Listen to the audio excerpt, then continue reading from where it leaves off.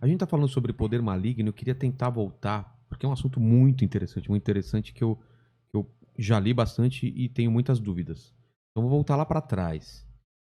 Eu sempre tive dúvida entre todos esses termos aqui. Teve o Rino, a gente conversou um pouco sobre isso. Satanás, diabo, demônio, Lúcifer, até Samael. Eu já li em algum trecho, Samael, que teria sido o anjo que poderia ter sido Satanás. Sim, isso está nos apócrifos, né? Acho que Enoque, eu acho que é Enoque, que eu pesquisei também para o livro que eu estou escrevendo. Qual que é a história de Lúcifer? E é mesmo aquela que ele era um anjo invejoso e desejou ser Deus? Da onde vem isso? Ele era um anjo bonito, belo, né? Portador de luz. E ele tinha uma unção. Ezequiel 28 diz que ele era o querubim ungido. Ungir significa separado, santificado. Ele tinha uma missão especial. E você não consegue invejar ninguém se você está longe daquela pessoa. Você tem que estar perto. Quando você está perto, você inveja. Então ele está perto de Deus, ele tinha uma proximidade com Deus, ele começa a invejar. E ele quis ser Deus. É o que fala em Isaías. Subirei acima das mais altas nuvens e serei semelhante ao Altíssimo. Ele queria ser como Deus. Ao querer ser como Deus, ele é expulso. Porém, ele conseguiu arrastar a terça parte dos anjos com ele. Aí nós vemos que o poder de persuasão de Satanás, que o Satanás vem de Satã, do hebraico Satã, que é o opositor, o adversário, e o diabo vem de diabolos, do grego, que significa aquele que traz divisão. Ele então, Lúcifer, se torna o opositor. Só que ele arrastou a terça parte dos anjos com ele. Quer dizer, o que ele falou para os anjos? Quer dizer, qual foi o argumento? Porque ele conseguiu persuadir de uma maneira assim extraordinária, porque anjos que têm uma capacidade mental de 100%, a gente usa 10% do cérebro, né? O anjo usa tudo, né? E de repente ele conseguiu enganar. Então o poder de persuasão dele é algo incrível. Imagina o que ele não faz com os homens, né? Afastados de Deus, que ele não faz, o estrago que ele não faz com os homens, né?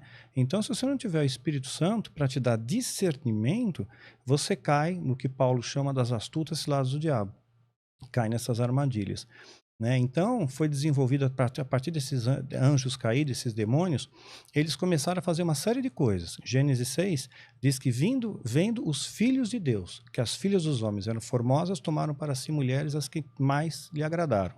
Então, nós vamos ver uma coisa curiosa aqui, né? Anjos caídos copulando com mulheres terrenas, elas tendo filhos e nascendo gigantes, os Néfilins, né? É o que fala na continuação do Quilaim, o Néfilim, Então, os gigantes. E esses gigantes continuaram na história mesmo depois da Era Diluviana. Né? Então nós temos aí o que é chamado Eles não foram mortos no dilúvio? No dilúvio, sim, mas continuaram fazendo a mesma coisa. O ritual continua, que eles continuaram, é chamado de precedente bíblico, porque pós-dilúvio nós vamos encontrar, por exemplo, o gigante Golias. Golias é pós-dilúvio, né? O Golias tinha 2,75 de altura, quer dizer, era um monstro, né? E não era um cara que tinha doença, gigantismo, ele era um guerreiro, só a armadura dele completa era 80 quilos.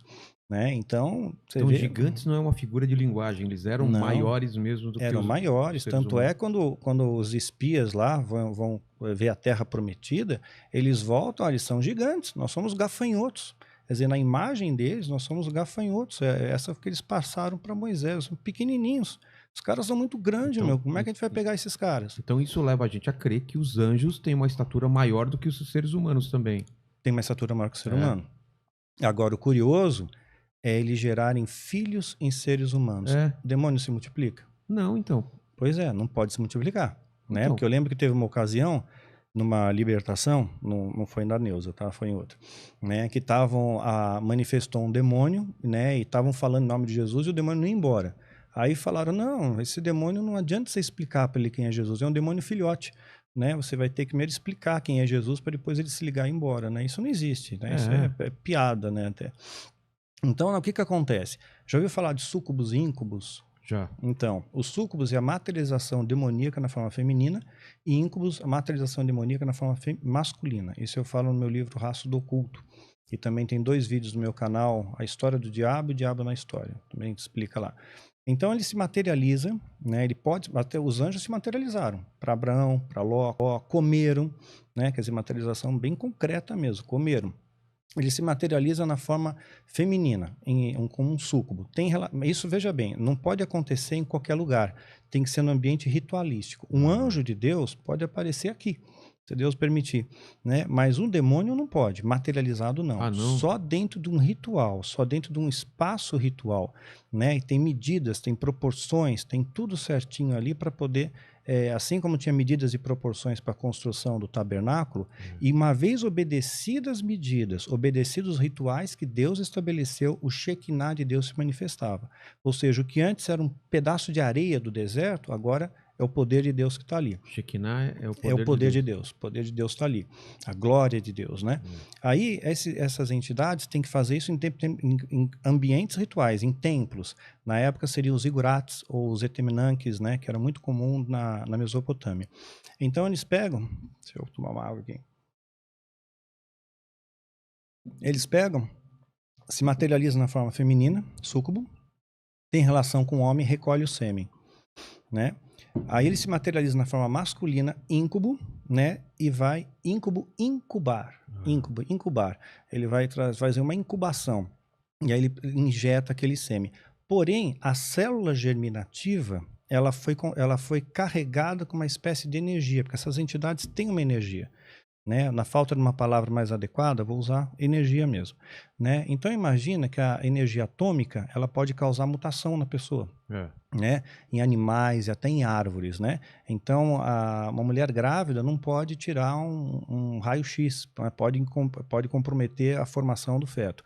Então essa energia radioativa pode comprometer, pode deformar o nosso DNA. Então, essa energia dessas entidades, quando eles transportam a célula germinativa, eles corrompem isso e aí vai nascer uma anomalia, né? Não vai nascer um bebê normal, vai nascer os gigantes, que a Bíblia diz que eram varões de grande renome, pelos feitos que eles faziam e tudo mais, né?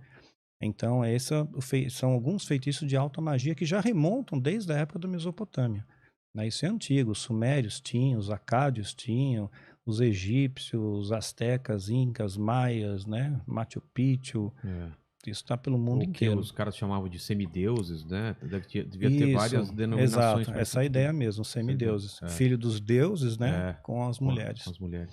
Exato. E isso, então, não foi interrompido com o dilúvio. Mas não. O dilúvio, a intenção do dilúvio era interromper isso e outras coisas. Era né? acabar com tudo, né? Só que eles continuaram fazendo. Por isso que, teologicamente, a gente chama isso de precedente bíblico.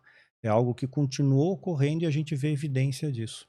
Teve evidência, por exemplo, né? O gigante Golias. Teve outros também. Mas hoje em dia ainda pode acontecer ou não? Hoje não. Hoje eles aprimoraram, digamos, essa engenharia genética, né? Com o passar do tempo, o diabo ele tem uma natureza psicológica.